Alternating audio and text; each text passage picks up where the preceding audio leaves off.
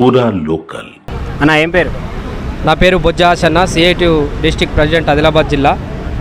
మేము ఈరోజు ప్రజా పాలనకు సంబంధించింది వచ్చింది ఉద్దేశం ఏంటంటే, గత ప్రభుత్వము మల్టీపర్పస్ పేరు కింద గ్రామ పంచాయతీ కార్మికుల్ని రాష్ట్ర వ్యాప్తంగా నియమించడం జరిగింది.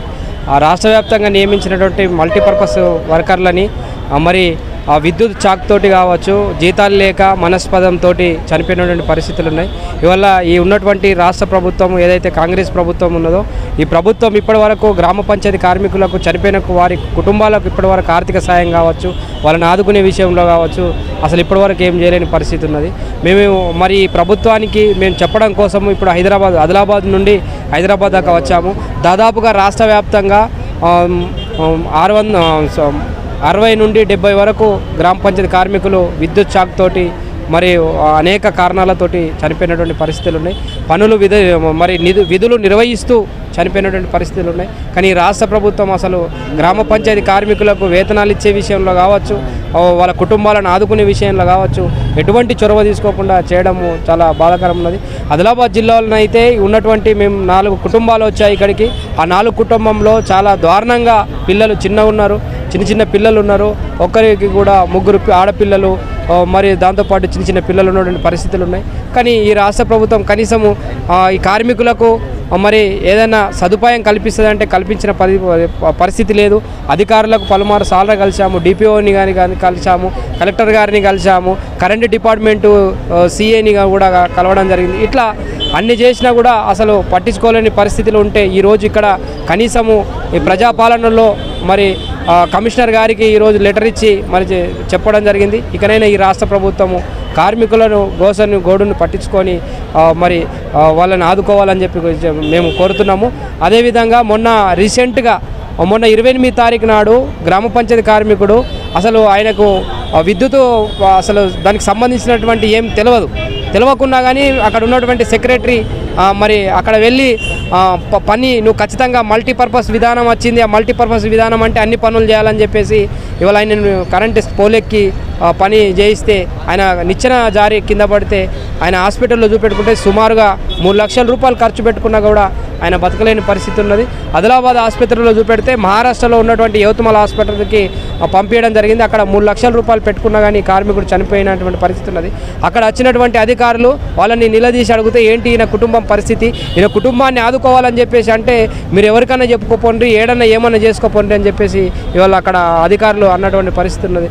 ఆ ఉద్దేశంగా మేము ఎక్కడికైనా చెప్పుకోపోవాలంటే ఈపీఓ కార్యాలయం ముందర మేము ఈ కార్మికునికి న్యాయం చేయాలని చెప్పేసి మేము అక్కడికి వెళ్ళి ధర్నా చేస్తే అక్కడ ఉన్నటువంటి పోలీస్ అధికారులు మరి సిఐటి నాయకులపైన మరి ఇతర నాయకులపైన అక్రమ కేసులు పెట్టి ఇవాళ జైలుకు పంపిస్తామని చెప్పేసి ఇవాళ చేయడం జరిగింది. మా మీద శవాన్ని చంపి తీసుకొచ్చిందని చెప్పేసి ఆ డిపిఓ మేడం తోటే మాకు ఇవాళ అక్కడ కేసులు పెట్టినటువంటి పరిస్థితి ఉన్నది. అయినా ఇప్పటికైనా ఈ రాష్ట్ర ప్రభుత్వము కార్మికుల పట్ల చాలా నిర్లక్ష్యంగా వ్యవహరిస్తుంది.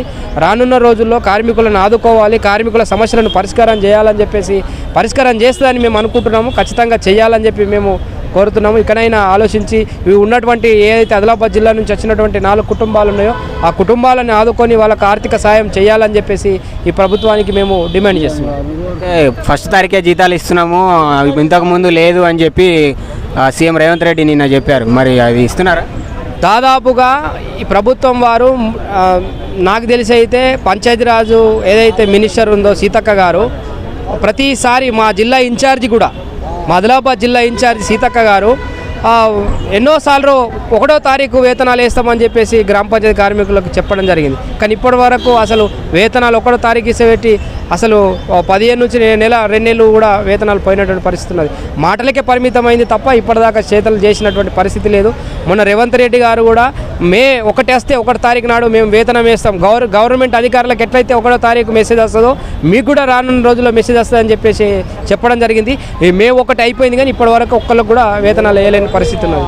అంటే ఈ ప్రభుత్వము కార్మికుల పట్ల ఎంత చిన్న చూపుతో చూస్తున్నా అనేది దీన్ని బట్టి మనకు అర్థమవుతుంది. ఈ ఆత్మహత్యలు చేసుకున్నారని చెప్పారు కదా, అంటే వాళ్ళు ఆత్మహత్యలు చేసుకోవడానికి కారణం ఏంటి?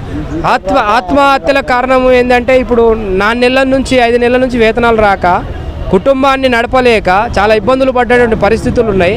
ఇవాళ అప్పు చేసి కుటుంబాన్ని నడిపినటువంటి పరిస్థితులు ఉన్నాయి. ఒక్కొక్కరు దాదాపుగా 2 నుంచి 3 లక్షల రూపాయలు కుటుంబాన్ని నడపడం కోసం అప్పు చేసినటువంటి పరిస్థితులు ఉన్నాయి. వేతనాలు 1వ తారీఖు ఇసేపెట్టి అసలు 15 నుంచి నెల 2 నెలలు కూడా వేతనాలు పోయినటువంటి పరిస్థితి ఉన్నది.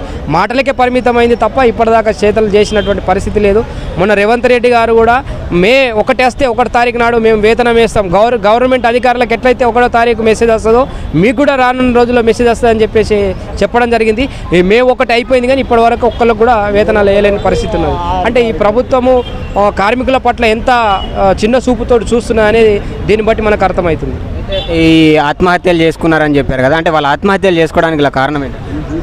ఆత్మహత్యల కారణం ఏంటంటే ఇప్పుడు 4 నెలల నుంచి 5 నెలల నుంచి వేతనాలు రాక కుటుంబాన్ని నడపలేక చాలా ఇబ్బందులు పడ్డటువంటి పరిస్థితులు ఉన్నాయి. ఇవాళ అప్పు చేసి కుటుంబాన్ని నడిపినటువంటి పరిస్థితులు ఉన్నాయి. ఒక్కొక్కరు దాదాపుగా 2 నుంచి 3 లక్షల రూపాయలు కుటుంబాన్ని నడపడం కోసం అప్పు చేసినటువంటి పరిస్థితి ఉన్నాయి. 8 నెలలు 4 నెలలు 6 నెలల జీతం రాకపోతే కుటుంబము తన జీవనమే ఒక గ్రామ పంచాయతీ వర్కరు తన జీవనమే ఆ గ్రామ పంచాయతీ దాంట్లో పనిచేస్తున్న వచ్చేటువంటి 9,500 రూపాయల మీద ఉంది. ఆ డబ్బులు కూడా రాకపోతే కార్మికుడు ఎట్లా బతకగలుగుతాడు? అందుకని చెప్పేసి ఈ ప్రభుత్వము ఆదుకోవాలని చెప్పేసి మేము ఈ సందర్భంగా రావడం జరిగింది ఇక్కడికి హైదరాబాద్. రీసెంట్గా మా అన్నగారు గజకంటి ప్రభాకర్ విధులు నిర్వహిస్తూ అంటే ఈ కరెంటు స్తంభం ఎక్కి నిచ్చెనపడి చనిపోవడం జరిగింది. ఆ కుటుంబాన్ని ప్రభుత్వం ఆదుకోవాలని ఎన్ని సంవత్సరాలుగా అందులో వర్క్ చేస్తున్నారు? ప్రభుత్వం స్టార్ట్ అయిన వర్కర్స్ని పెట్టి నుండి ఈ మా అన్నయ్య దాంట్లో వర్క్ చేస్తున్నారు. ఆయన ఎలా చనిపోయారు? కరెంటు స్తంభం ఎక్కి నిచ్చెనపడి చనిపోయింది. అవును. అంటే ఇప్పుడు ప్రభుత్వం వాళ్ళకు అడిగినప్పుడు ఎలాంటి స్పందన ఇచ్చారు మీకు? అక్కడ డిఓ కానీ ఏఈ కానీ ఎవ్వరూ స్పందించలేరు, ఎవ్వరు కూడా ఆదుకోవడానికి ముందుకు రాలేదు ప్రభుత్వం. కనీసం ఇప్పుడైనా ఆదుకోవాలని మేము ఆదిలాబాద్ నుండి హైదరాబాద్ వచ్చి మా విన్నపంని విన్నవించుకుంటున్నాం. వాళ్ళకి 2 పిల్లలు ఉన్నారు. ఆ కుటుంబాన్ని దయచేసి ఆదుకోవాలని కోరుకుంటున్నాం. ఎందుకు గవర్నమెంట్ అధికారులను అడిగినా కూడా ఎందుకు వాళ్ళు ఎలాంటి స్పందన ఇవ్వట్లేదు? అంటే దీన్ని గవర్నమెంట్ నిర్లక్ష్యం అంటారా ఎట్లా? ఇది గవర్నమెంట్ యొక్క నిర్లక్ష్యం. ఎందుకంటే కార్మికుల పట్ల సరి అయిన నిర్ణయం తీసుకోవడం లేదు. వాళ్ళ అంటే కార్మికులు అన్నట్టే కానీ వాళ్ళకు ఎటువంటి ఉపాధి కల్పించకుండా వాళ్ళని చులకనగా చూడడం అన్నట్టు. అంటే తక్కువ సాలరీతో చేస్తున్నారు. తర్వాత టైంలో వాళ్ళకు సాలరీ రాకపోవడము ఇటువంటిది ఉంది కాబట్టి వాళ్ళని పట్టించుకోవడం లేదు గవర్నమెంట్. కనీసం ఇప్పటికైనా కానీ కార్మిక కుటుంబాలని గవర్నమెంట్ ఆదుకోవాలని కోరుకుంటున్నాను. మా ఏం పేరు? నవ్యశ్రీ. అసలు ఏంటి, ఎందుకు వచ్చారు ఇక్కడ ప్రజావానికి? మీరు ఎందుకు వచ్చారు? మా ఫాదర్ కొన్ని మంత్స్ క్రితం చనిపోవడం జరిగింది. సో అందుకే మేము ఇక్కడికి రావడం జరిగింది. మాకు న్యాయం కావాలి. మీ డాడీ ఏం పని చేస్తారు? గ్రామ పంచాయతీలో పనిచేస్తారు. గ్రామ పంచాయతీలో పని. ఇప్పుడు గ్రామ పంచాయతీలో మీ డాడీ చనిపోయిన తర్వాత నుండి ఎవరు ఏం స్పందించలేదు అధికారులు అక్కడ? మీరు ఎవరిని అడగలేదా? అడిగినాం, చాలా మందికి అడిగినాం కానీ ఎవరు కూడా చెప్పలేరు ఇట్లా. మరి ఇక్కడికి వచ్చారు, ఇక్కడ వీళ్ళు ఏమన్నారు? వీళ్ళైతే ఏం కూడా చెప్తలేరు. ఇప్పటివరకు ఎన్నిసార్లు వచ్చారు ఇక్కడికి? First time. మరి ఇక్కడ మీరు కంప్లైంట్ ఇచ్చినప్పుడు అధికారులు ఏమని చెప్పారు? న్యాయం చేస్తామన్నారు, చేస్తారో చేయరో తెలియదు. అంటే ఎన్ని డేస్ పడుతుంది అన్నారు మీరు న్యాయాన్ని? తొందరగా చేస్తామంటారు. ఎన్ని సంవత్సరాల నుండి చేశారు మీ డాడీ గ్రామ పంచాయతీలో? 7 years. 7 years చేశారు. 7 years తర్వాత చనిపోయిన తర్వాత ఇప్పటివరకు ఏం ఆదుకోలేదు గవర్నమెంట్ మేము ఇప్పటివరకు?